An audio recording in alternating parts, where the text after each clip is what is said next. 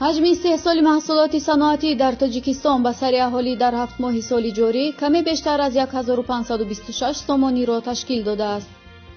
با وجود اینکه این نشان دهنده یکی از کمترین ها در جهان است، بیشتر محصولات بدون کارکرد به خارج صادرات می شوند.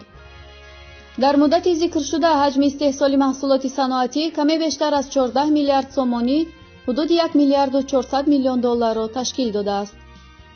شمار اهالی تاجیکستان باشد در این مدت به 9 میلیون و 212 و از 100 هزار رسیده است.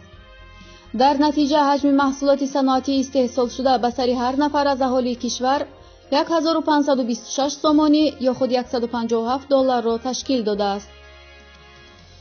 طبق آمار از محصولات صنعتی به خارج از کشور اساساً آلومینی، سمنت، معدن‌ها و کنسنترات‌ها، سنگ‌های قیمت‌بها، محصولات نساجی و غیره صادرات می‌شود.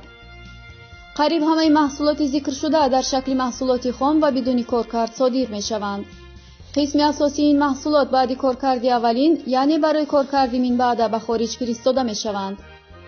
استحصال محصولات صنعتی تاجیکستان نه تنها اساساً محصولات خام و بدون کارکرد است، بلکه یکی از پایان‌ترین نشان دهنده در جهان را دارد. برای مثال استحصال محصولات صنعتی در ایران به سر اهالی حدود 7000 دلار، قریب 50 برابر بیشتر از تاجیکستان و در مصر باشد 4600 دلار، 30 برابر بیشتر از تاجیکستان است.